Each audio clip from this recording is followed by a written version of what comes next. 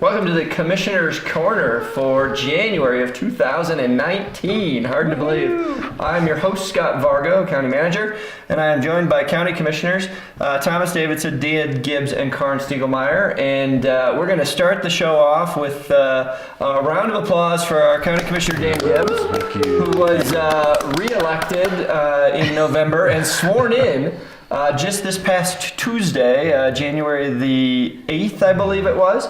And he promptly then let us know that he was going to be moving on to a different role. Strange timing. Surprising all of us. We are extremely happy and proud of Dan as the new Executive Director of the Colorado Department of Natural Resources. So congratulations and another round of applause for you, Dan. Dan, you want to talk about the new gig? Yeah, sure. It's been a whirlwind to say the least. Tuesday, I was so excited to be, sworn in as a county commissioner, but at the same time, I received a call from newly elected Governor Polis asking me to be his executive director of the Department of Natural Resources. On the same day. On the same day. And leading up to the process, I had a couple interviews. In 1 week, I had interviewed with former Governor Bill Ritter. He was one of the co-chairs of the Natural Resources transition team. And I was like, oh my gosh, I'm interviewing with a former governor that I know and respect. And then just a few days after that, interviewing with Jared Polis. And so I was kind of looking back at that week saying, oh my gosh, this is just so unique in my life. And then to get the call, and he asked me to be this director. It's a big job. It's a big challenge. There are about 1,700 employees and a budget of about $300 million.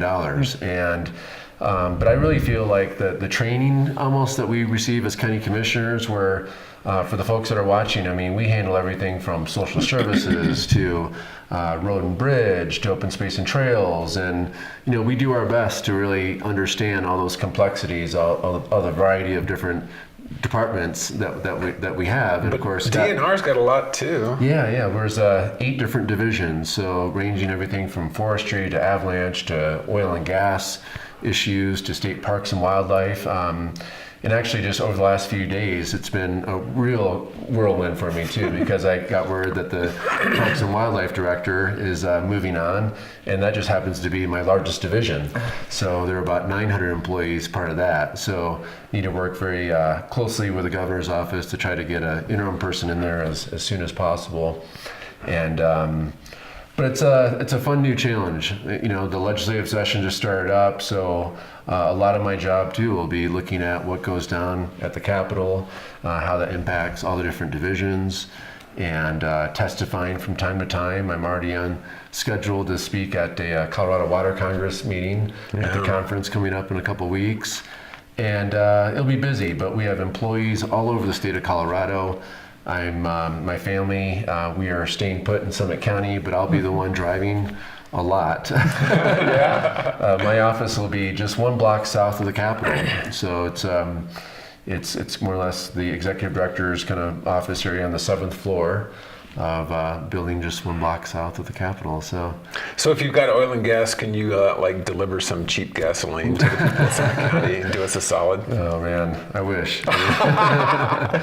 But coming up, it's not just like a done deal, I'd say, because I do have to go through Senate confirmation hearings, and I'll be preparing. I'll be preparing for those soon. But yeah, it's I'm learning a lot. The same state Senate you used to serve in? Yeah, in the same committee, which is great. I used to serve on the Senate Ag Committee, so it's a committee that I used to be the vice chair of that committee.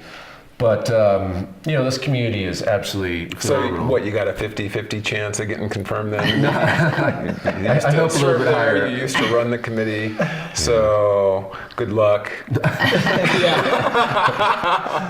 We're not expecting anything to fall through on this one, Dan. We're pretty much sure you're a shoo-in. Yeah. No, I hope I'll be all right. I have a great lobbyist for the division that will help prep me on any issues that may come up, and but it's really bittersweet. I look back over the weekend. I moved out of my office, and I was there for 8 years, and I know it was. I helped you, and it was obvious. Yeah. You had 8 years worth of. But yeah, look back of all the great things that we've done collectively. It's just amazing at the local level what you can do to shape people's lives, and really this is the only job, to tell you the truth, for the state that I really had a keen interest in, to shape what happens for water, what happens to land, what happens to wildlife, not only right now but for future generations. And you all know how I've spoken about, I wake up in the morning and I think about, what we do for my kids and our current generation, but next generation, the next generation. And to think that I'll have an ability to shape these policies that will have legacy impacts on the state, and work for a governor that, in my opinion, is very bold in his leadership on, protecting and enhancing the environment. My values really coincide with his. Yeah. So it's just a unique opportunity, really. Yeah. And I didn't think I'd be leaving so soon. I thought I'd finish out my term and then maybe call him up or other people to say I'm looking for a job. Yeah. But this is much sooner than I had expected. But it's just the opportunity of a lifetime. And, sure. Well, it really is. I mean, some of the things that Polis ran on are really important goals that involve your departments. Oh yeah. So it's a big honking deal. Yeah, definitely. And I think at the local level, we're used to, making change more quickly, I would say. If we vote, we want to do something, Scott, you do a phenomenal job. Let's implement this right away as quickly as possible. State government, it's a huge machine. Yeah. And it's not going to be easy to act quickly. But we will get a great group of team together. We will listen to what the state needs are. I'll listen to what folks have for recommendations. We'll build a team that can implement the vision of the governor, and then we'll implement it. So there are so many urgent issues in the natural resources area. And so, Dan, we did compile this 50-page wish list. And I'll send you the email with the 5,000 pages behind right, it. Exactly. Just a few things. Summit County is natural resources. Yeah, right. It's true. It's true. Well, it's I think some folks are almost relieved that I'll be commuting a lot because overseeing natural resources, waking up in a community like Summit County, doesn't matter what town you're in. We're just so blessed to have just the amazing natural resources around us. So it's a great reminder of what I'm what I need to do at the Capitol and what I need to do with my job to make sure that natural resources are protected. But we're going to look at a lot of great, innovative programs to bring technology to the forefront. Look for diversification of funds that can go into the Colorado State Parks and Wildlife budget. Their budget's really made up primarily of hunting and fishing licenses, and we know that so many people utilize or recreate in Colorado that are not necessarily hunters or anglers. So ways that we can, bring, the more traditional kind of hikers into the fold would be really positive. But oil and gas, if you look at the papers in the next few weeks, that's going to be a big topic, and I'll be in the middle of a lot of those discussions on how we look at how we approve and how we regulate oil and gas industry, and making sure that environment is protected as oil and gas extractions. Well, fortunately, no controversy with that, right? Yeah, exactly. Yeah. But to everyone in Summit County, just to wrap this up a little bit, like I feel a little uncomfortable talking to, but again, it's just an amazing honor.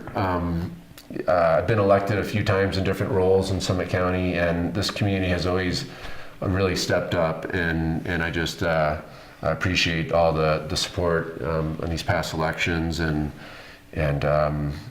now I won't be an elected official here in the very near future, but I'm not going far, and folks can still call me, and I'll still be an important partner for Summit County government and the towns, whether it's water or lands, or there's a lot of different issues. So Dan, have you identified what your last day will be as county commissioner? Yeah, it will be actually Wednesday, the 17th. Okay. At what hour? 16. Okay. Wednesday, yeah. January 16th. Yeah, Okay. yeah. And then that will kick off the next part of the process, I guess, in terms of trying to fill your shoes, find a replacement for your county commissioner's seat.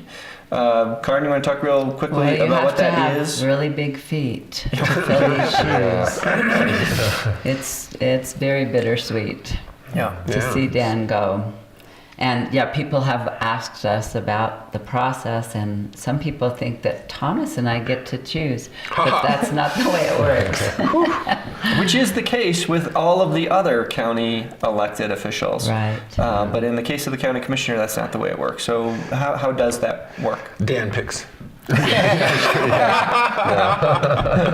No pressure. No. Tate Actually- Gibbs will be sworn in. Yeah, exactly. Actually, the process falls to the political party that the commissioner is associated with. If the commissioner is not associated with the political party, then it would go to the governor. But in this case, since Dan is a good Democrat, the vacancy process is run by the Summit County Democratic Party in conjunction with assistance from the state party. That vacancy committee is 40-some people. And so, all the precinct co-chairs from the different precincts around the county, as well as the executive committee of the Summit County Democrats, as well as all of the elected officials from Summit County that have a D after their name as part of their actual election, right? So not town council members, not school board members, but people that are in county positions or in a state house position, for example, that are actually residing here in Summit County. They have 10 days after Dan's official date of resignation in order to meet and go through the process to select his replacement. So before the end of the month of January, Yes. that new county commissioner will have been appointed by that vacancy committee. Yeah. Yes. Yeah, and if for some reason if the vacancy committee can't decide on an individual, then I believe it gets kicked to the governor. And it does to after those 10 decide, days. Yeah. So, Okay, interesting. Yes, so I guess the local chair of the Democratic Committee is the person to reach out to if folks have interest in the position or have questions about the position itself or the process. Yeah. So who is that? Patty McLaughlin is Okay. the chair, and she has a process. She's been very busy trying to be sure she's ready for all this. Yeah. And she has laid out the process and sent out information to the vacancy committee. Okay. So those people have received by email the process, Okay. and hopefully at least 20 or 20 some of them will be able to meet. That would be the quorum. And Right. so I think that will happen. And I think locally people would like to have that done and not have the governor be the one choosing. So is there I don't want to give out Patty's phone number or email address, but I assume is there a Summit County Democrats website that they go to that they could reach out through that? There is a website. Okay, all right. So Yeah. Summit County Democrats, Google that and you'll get there. Yeah, and if folks do have interest, contact her, but you also have to live in a geographical area Yes. of what's called Yes. District 1. So we all have different districts, but we're elected countywide. But for this vacancy, you have to live more or less, Hoosier Pass, Blue River, Breckenridge area, Farmers Corner area, or Copper Mountain as well. Okay. So that's Right. kind of the chunk of the county Okay, that's yeah. District 1. That's a good point to make, Dan. Thanks. Yes. All right. So again, we are very excited, very proud of you, and happy for you.